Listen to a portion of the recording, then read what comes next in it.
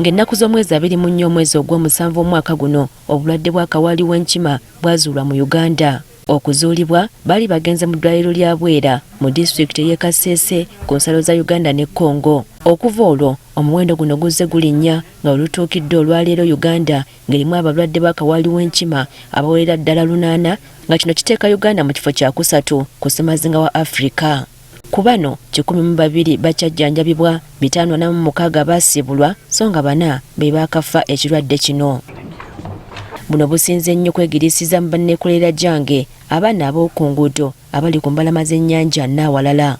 Bitegeeza nti tulina okwongeramu amaanyi era twagala okuba omulanga eri gavumenti okusuusuwaza okwongera amaanyi mu by'obulamu n'okulaba nti ensimbi n'ebirala ebyetaagisa okulwanyisa obulwadde buno bwebiri.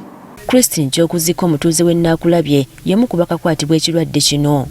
Atubuulidde engeri gye kyamukwatamu n'engeri gye baabuzuulamu. Agenda okukwata ku ssente ezo zeyali ayina nga ziriko amazizi ziriko ebintuntu kyokka nenzikebera natuuka waka namala ennaku 3 agenda okulya ku bulago nga sikyamira. Nga bwe bagamba nti akugoba tabula kyakusuuza, olwo naye we yajjanjabibwa n'awona naye yasigaza enkovu nga kw'otadde n'okumuwangulamu enjala. Agamba nti singa abantu tebabangulwa ku bulwadde buno bukyasensera bannayuganda. Nze wa dokita animba munamusuna antaddeko ebiiso ankuba empiso akola ki niŋŋamba kino tikimalidde ninkwata ekkubo niŋŋenda ekawaara.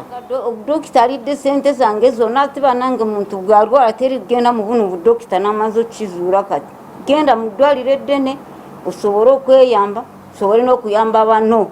Kati ebitongole by'obwannakyewa ebyasesera ku by'ebyobulamu okuli ekya AIDS Health Care Foundation, Sitting Uganda, Sehad n'ebirala biraze obwennyamivu olw'emisinde ekirwadde kino kwe kisaasaanira mu ggwanga.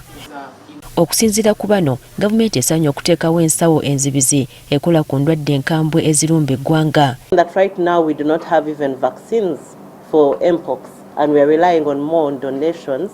It brings about a much worry in regards to how we have been positioned as Africa, but mainly because we are also importing more of these vaccines and having to manufacture only 1%. Wabeerewo omutemu oguteebwawo ogw'ensimbi mu bajeti ya Uganda ku nsonga ezo ng'ezinaatutuusaako eddagala erigema.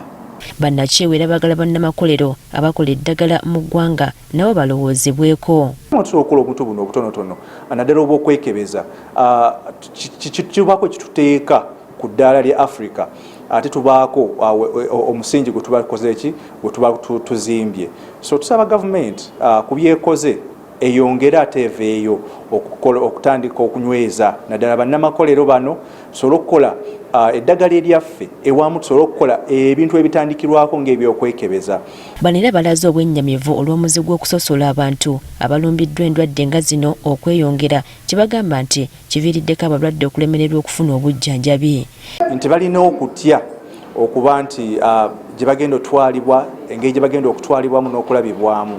So tulaba nti gavumenti bw'evaayo n'etandika okusomesa abantu obulungi ku kirwadde kino nekinesomesa ku signs ne symptoms ezivaamu. Tulaba nti kuno okusosolebwa olumu n'engeri y'abantu gye balabibwamu kisobola okukyuka. Kati bannakyewa bakowodde abantu bonna okuvaayo okukwasiza wamu okutangira ekirwadde kino okwongera okusaasaanira mu ggwanga.